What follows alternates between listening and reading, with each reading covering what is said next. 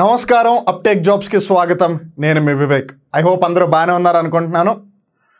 ఇవాళ మనం డిస్కస్ చేయబోయే కరెంట్ అఫైర్ అంశాల్లో మనం డిస్కస్ చేయబోయే అంశాలు రీసెంట్గా ఒక బ్యాంకు లేదు ఒక సంస్థ ఒక రిపోర్ట్ ఇచ్చింది. సంస్థలు బ్యాంకులు రిపోర్ట్లు ఇవ్వడం కామనే, కానీ వాళ్ళు రిపోర్ట్ ఇచ్చిన ఒక అంశానికి సంబంధించి చాలా ఇంట్రెస్టింగ్ ఫ్యాక్ట్ మనకి బయటకు తెలుస్తుంది. ఏంటంటే పిఎం స్వనిధి అని ఒక స్కీమ్ ఉంది, లేదు కొంతమంది పిఎం స్వానిధి అని కూడా పిలుస్తూ ఉంటారనమాట. ఈ స్కీమ్ జెండర్ ఈక్వలైజింగ్ స్కీమ్ లేదు జెండర్ ఈక్వలైజర్గా పరిగణించబడుతోంది. ఇంతకీ అసలు ఈ పిఎం స్వనిధి అంటే ఏంటి, ఎందుకు దాన్ని జెండర్ ఈక్వలైజింగ్ లేదు జెండర్ ఈక్వలైజర్ స్కీమ్గా పరిగణిస్తున్నారు, ఆ విషయం మనం ఈ కరెంట్ అఫైర్ డిస్కస్ చేద్దాం. అలానే ప్రపంచంలోనే అత్యంత పెద్దదైన ఘోస్ట్ పార్టికల్ డిటెక్టర్ ట్రైడెంట్ అనే పేరు మీద ఒక దేశం నిర్మించబోతోంది. ఇంతకీ అసలు ఘోస్ట్ పార్టికల్ అంటే ఏంటి, ఘోస్ట్ పార్టికల్ డిటెక్టర్ బేసిక్గా ఏం చేస్తుంది, ఈ ట్రైడెంట్ ఏ దేశం నిర్మిస్తుంది, వీటన్నిటి గురించి పూర్తి వివరాలు తెలుసుకుందాం. ఇప్పుడు వరల్డ్స్ లార్జెస్ట్ని తయారు చేస్తున్నారు అంటే దీనికన్నా ముందు అసలు ఇంతకుముందు ఏమీ అలాంటిది కన్స్ట్రక్ట్ చేయలేదా, వేరేది ఉంటే దానిని బీట్ చేసేది ఇప్పుడు కన్స్ట్రక్ట్ చేస్తున్నారు. అలానే ఎక్సెషన్ డే లేదు జమ్మూ అండ్ కాశ్మీర్ ఎక్సెషన్ డే ఈ రోజున ఏ రోజున జరుపుకుంటారు, ఎందుకు ఇది ఇంత స్పెషల్, అలానే వరల్డ్ పోలియో డేని ఏ రోజున జరుపుకుంటారు, వీటన్నిటికి సంబంధించిన అంశాలు మనం ఈ కరెంట్ అఫైర్స్లో డిస్కస్ చేద్దాం. Let's talk about question number 1. Which country is building world's largest ghost particle detector Trident? మామూలుగా హైదరాబాద్లో ఉండే వాళ్ళకి ట్రైడెంట్ అంటే ట్రైడెంట్ హోటల్ ఒక్కటే గుర్తుకొస్తుంది, లేదు తెలుగు వాళ్ళకి కూడా ట్రైడెంట్ హోటల్ ఒక్కటే గుర్తుకొస్తుంది. మరీ ముఖ్యంగా కొన్ని సంవత్సరాల క్రితం హైదరాబాద్ నగరంలో గ్లోబల్ ఎంటర్ప్రెన్యూర్ సమ్మిట్ జరిగినప్పుడు అప్పటి అమెరికా రాష్ట్రపతి డొనాల్డ్ ట్రంప్ యొక్క కుమార్తె ఇవాంకా ట్రంప్ హైదరాబాద్కు వచ్చినప్పుడు తను ట్రైడెంట్ హోటల్లోనే ఉందన్నమాట, బస చేశారు అక్కడ. సో అందుకని ట్రైడెంట్ బాగా పాపులర్ అయిపోయింది. కానీ ఇక్కడ ట్రైడెంట్ ఎందుకు వచ్చింది, world's largest ghost particle detector అంటున్నారు. ఇప్పుడు మీలో చాలామంది ఈ పదాన్ని చూడంగానే వెంటనే ఏం ఆలోచిస్తున్నారో నాకు బాగా తెలుసు. ఘోస్ట్ పార్టికల్ డిటెక్టర్ అంటే దయ్యాలు ఉన్నాయా లేదా అని డిటెక్ట్ చేసేది కదా అని మీలో కొంతమంది అనుకోవచ్చు. English as I always say is a funny language. మనం ఎప్పుడూ కూడా పదాల మీదకి వెళ్ళకూడదు, ఆ పదాలు ఏ అర్థం ఇస్తున్నాయి మనం దాని మీదకి వెళ్ళాలి. వాళ్ళు ఘోస్ట్ పార్టికల్ డిటెక్టర్ అంటున్నారు.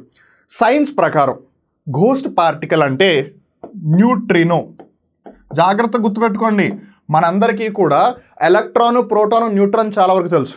మీకు ఒకవేళ న్యూట్రాన్ అనేది పెద్దగా తెలియకపోతే ఒకప్పుడు రజనీకాంత్ గారు, ఐశ్వర్యరాయ్ గారు, శంకర్ గారు, ఏఆర్ రెహమాన్ గారు వీళ్ళందరూ కలిసి న్యూట్రాన్ ఎలక్ట్రాన్ అని ఒక పాట కూడా పాడేశారు. సో ఆ విధంగా అయినా సరే న్యూట్రాన్ మీకు గుర్తే ఉంటుంది. But the ghost particle is nothing but neutrino. ఈ న్యూట్రినో ఒక స్పెషాలిటీ ఏంటంటే ఇది ఒక విధమైన ఎలక్ట్రాన్. తెలుసు కదా, అణువు ఉందా, యాటమ్ ఉందా, యాటమ్ లోపల ప్రోటాన్ ఉంటుందా, ప్రోటాన్తో పాటు న్యూట్రాన్ ఉంటుందా, ఆ ప్రోటాన్ న్యూట్రాన్తో పాటు ఎలక్ట్రాన్ కూడా ఉంటుందా. ఎలక్ట్రాన్కి ఏమో నెగిటివ్ ఛార్జ్ ఉంటుంది, electron has a negative charge. ప్రోటాన్కి ఏమో పాజిటివ్ ఛార్జ్ ఉంటుంది. Whereas neutron is neutrally charge, అంటే దానికి నెగిటివ్ ఛార్జ్ ఉండదు, పాజిటివ్ ఛార్జ్ ఉండదు. ప్రోటాన్కి న్యూట్రాన్కి మాస్ ఉంటుంది, ఎలక్ట్రాన్ కూడా మాస్ ఉంటుంది, బట్ చాలా నెగ్లిజిబుల్. సో అలా ఈ న్యూట్రిన్ ఏదైతే ఉందో స్పెసిఫిక్గా చెప్పాలంటే ఒక విధమైన ఎలక్ట్రాన్, కానీ దీనికి ఎలక్ట్రాన్ లాగా నెగిటివ్ ఛార్జ్ ఉండదు. పోనీ ప్రోటాన్ లాగా పాజిటివ్ ఛార్జ్ ఉంటుందా అంటే అలా కూడా ఉండదు. It is more like neutron. Electron లాగా ఉండే ఒకటి న్యూట్రాన్ తాలూకు పోలికలు కూడా కొన్ని ఉంటాయన్నమాట, ప్రాపర్టీస్. అది న్యూట్రిన్ అనమాట. దీన్ని ఘోస్ట్ పార్టికల్ అని పిలుస్తుంటారు. ఎందుకు దీని గురించి తెలుసుకోవడం మనకు అంత ఇంపార్టెంట్ అంటే న్యూట్రినోస్ యొక్క ప్రాపర్టీస్ ఏంటి, దాని యొక్క ఎఫెక్ట్ ఏంటి, అది ఏ విధంగా దాని యొక్క ఎఫెక్ట్ చూపిస్తారని మనకి తెలుసుకుంటే కాస్మిక్ రేస్ ఏవైతే ఉన్నాయో ఈ యూనివర్స్లో one of the most important phenomena, ఈ కాస్మిక్ రేస్ ఏవైతే ఉన్నాయో, ఈ కిరణాలు ఏవైతే ఉన్నాయో ఇవి ఎలా ఉద్భవిస్తున్నాయి, ఎలా ఆవిర్భవిస్తున్నాయి. The origin of cosmic rays can be identified if we get to know neutrinos అనమాట. సో అవి ఎక్కడ ఉంటున్నాయి అనేది మనం తెలుసుకోవడం చాలా చాలా ఇంపార్టెంట్, బికాస్ అక్కడే కాస్మిక్ రేస్ అక్కడి నుంచి వస్తూ ఉంటాయి కాబట్టి. సో అందుకని it becomes very very important to detect these neutrinos. And ఈ యూనివర్స్, ఈ విషయంలో కూడా ఎక్కువ ప్రమాణంలో అంటే ఎక్కువ క్వాంటిటీలో మనకి లభ్యమవుతాయి ఈ neutrinos, because that's what it is all about in the universe. ఈ విషయంలో మొత్తం కాస్మికే కదా. సో అందుకని మనకి న్యూట్రినోస్ బాగా ఎక్కువ లభిస్తాయి, కానీ ఐడెంటిఫై చేయడం కొంచెం కష్టం. And that's the reason we're building this. But we're in the sense India కాదు ఇక్కడ. ఇంతకు ఏ దేశం బిల్డ్ చేస్తుందంటే ఈ ట్రైడెంట్ని? చైనా ఈ ట్రైడెంట్ అనే ప్రాజెక్ట్ని 2030 సంవత్సరానికల్లా ఫినిష్ చేయాలనుకుంటుంది. మేబీ అది ఎక్స్టెండ్ అవ్వచ్చు, ఇంకా ముందుకు కూడా కట్టేయచ్చు. We don't know about it. But China 2030 లోపల ఈ ట్రైడెంట్ అనే ఘోస్ట్ పార్టికల్ డిటెక్టర్ని ఫినిష్ చేయాలనుకుంటాను. ఇది ఇంతకీ ఎక్కడ ఉంది అనే క్వశ్చన్ కూడా రావచ్చు. పసిఫిక్ ఓషన్ మనందరికీ తెలిసిందే, పసిఫిక్ మహాసముద్రం. ఈ పసిఫిక్ ఓషన్లోనే వెస్టర్న్ సైడ్ అంటే పశ్చిమ దిశను మనం జాగ్రత్తగా గమనిస్తే అక్కడ సౌత్ చైనా సీ అని ఒకటి ఉంటుంది, దక్షిణ చైనా సముద్రం అని ఒకటి ఉంటుంది అనమాట. అక్కడ ఈ చైనా ఈ ట్రైడెంట్ నిర్మించబోతోంది. యాక్చువల్లీ ఈ ట్రైడెంట్ కన్నా ముందు ఐస్ క్యూబ్ అని ఇంకోటి ఉండేది, గోస్ట్ పార్టికల్ డిటెక్టర్. అది అంటార్క్టికాలో నిర్మించారు. అది ఎంత పెద్దది అయితే ఉందో దానికన్నా పెద్దదన్నమాట ఈ trident. I hope you are able to get it. 2030 కల్లా దీన్ని ఫినిష్ చేయాలనుకుంటున్నారు.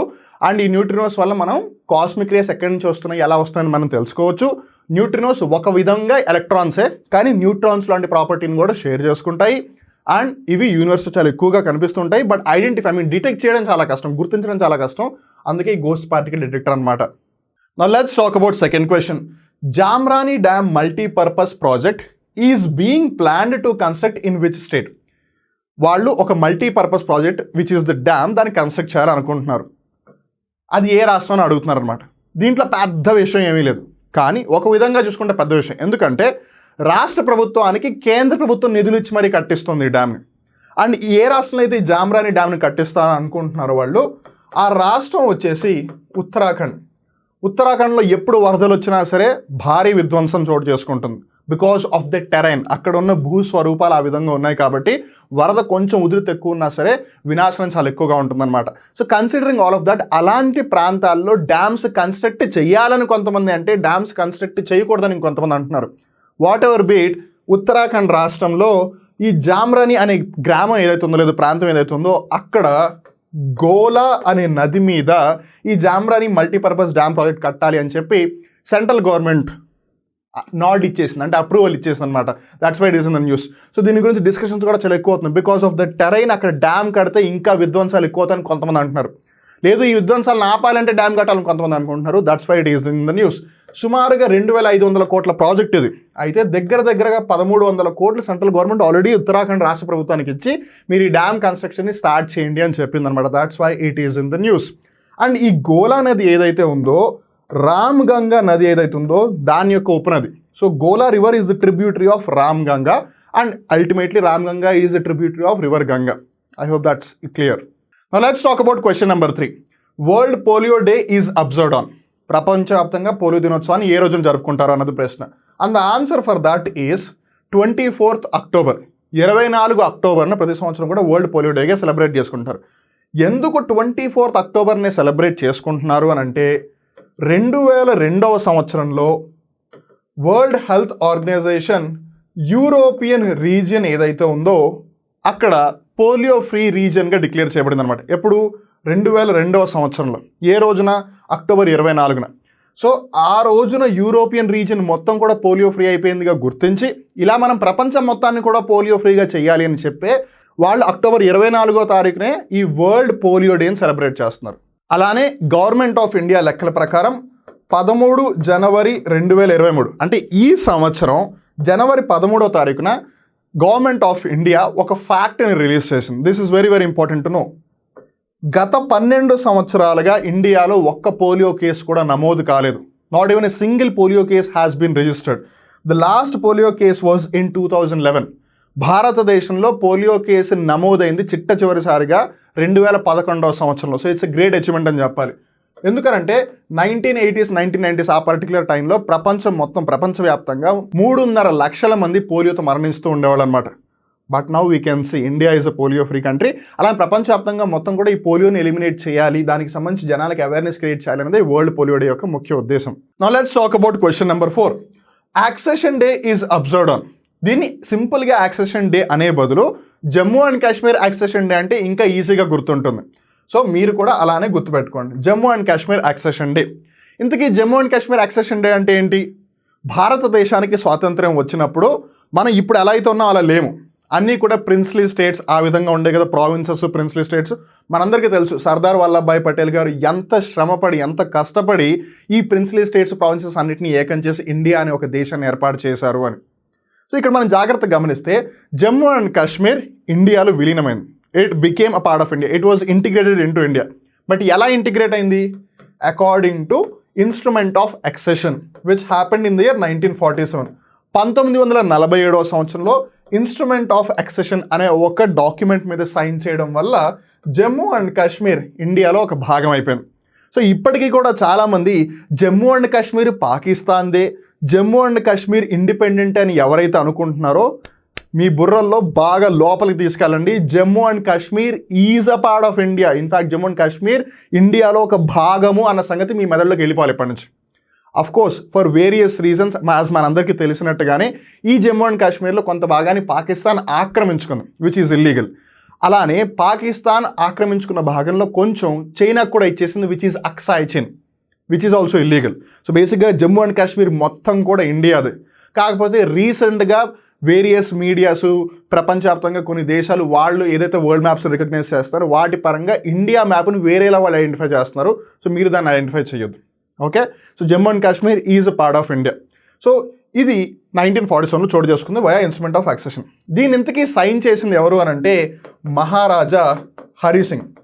మహారాజా హరిసింగ్ గారు 1947వ సంవత్సరంలో ఈ ఇన్స్ట్రుమెంట్ ఆఫ్ యాక్సెషన్ని సైన్ చేయడం వల్ల Jammu and Kashmir was integrated into India. మన భారతదేశంలో ఒక భాగం అయిపోయింది అనమాట జమ్మూ అండ్ కాశ్మీర్. మీరు అనొచ్చు ఇదంతా బాగానే ఉంది మాస్టర్, కానీ మీరు ఇంకా క్వశ్చన్కి ఆన్సర్ చెప్పట్లేదు అని. Jammu and Kashmir accession day లేదు, accession day is observed on అంటున్నారు. ఏ రోజున జరుపుకుంటారు అని. It is celebrated or observed on 26th October. 26th October 1947లో ఇది చోటు చేసుకుంది కాబట్టి 26th Octoberని వాళ్ళు జమ్మూ అండ్ కాశ్మీర్ యాక్సెషన్ డేగా గుర్తిస్తున్నారు. ఇన్ఫ్యాక్ట్ 2020 సంవత్సరం 2020లో October 26th అఫీషియల్గా అంటే అధికారికంగా ఒక హాలిడేగా డిక్లేర్ చేస్తారు. Because they really want to celebrate this historical moment. Jammu and Kashmir భారతదేశ అనుసంధానం అంటే ఇంటిగ్రేట్ అయిపోవడం అనేది ఎంత హిస్టారికల్ ఈవెంట్ అనేది అందరికీ తెలియాలి.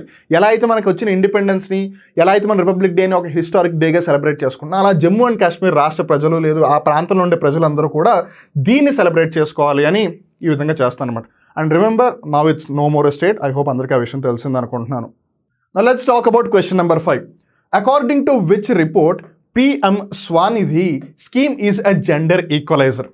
PM అంటే మనలో చాలామంది తెలుస్తుంది ప్రధానమంత్రి అని లేదు ప్రైమ్ మినిస్టర్ అని. సో ఇలాంటి స్కీమ్స్ దగ్గరికి వచ్చేసరికి PM యొక్క అర్థం ప్రధానమంత్రి అని. స్వనిధి అంటే ఏంటి?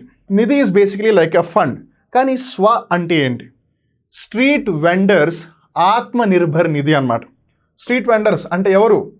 రోడ్డు మీద అమ్ముకుంటూ ఉంటారు చూసారా, చిరు వ్యాపారులు అని అంటారు. ఇంగ్లీష్లో అయితే కొన్నిసార్లు స్ట్రీట్ వెండర్స్కి బదులుగా స్ట్రీట్ హాకర్స్ అని కూడా అంటూ ఉంటారు వాళ్ళని.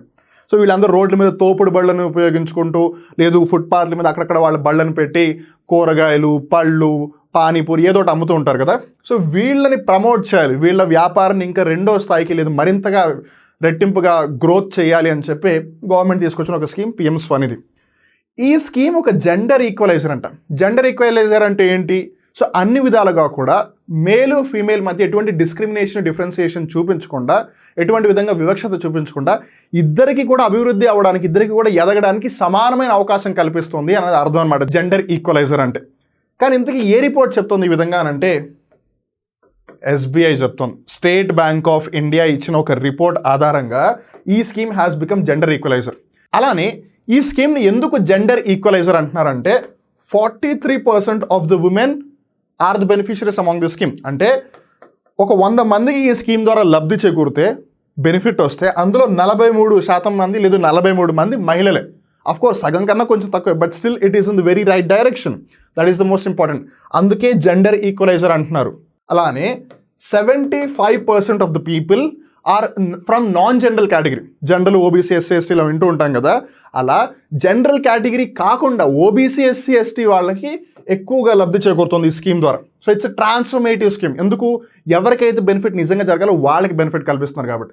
అలానే 80% of the people belongs to Hindu community, whereas the remaining 20% belong to non-Hindu community. So these are the three major things. Major things ఏంటి? 43% womenకి బెనిఫిట్ వస్తుంది, 75% of the people are from non-general category, and 80% of the people, లేదా 20% of the people are from non-Hindu, 80% of the people are from Hindu category. These are the three major things that we can get to know from this report released by SBI, State Bank of India, which says Pradhana Mantri Self Vendors Atmanirbhar Nidhi scheme is a gender equalizer. ఇక్కడతో ఇవాళ current affair episode ముగుస్తుంది. మళ్ళీ ఇంకో రోజు ఇంకో కొత్త current affair ఎపిసోడ్లో కలుద్దాం. అప్పటివరకు చూస్తూ ఉండండి అప్టెక్ జాబ్స్. మిమ్మల్ని మీరు అప్డేట్ చేసుకుంటూ ఉండండి. నేను మీ వివేక్. నమస్కారం.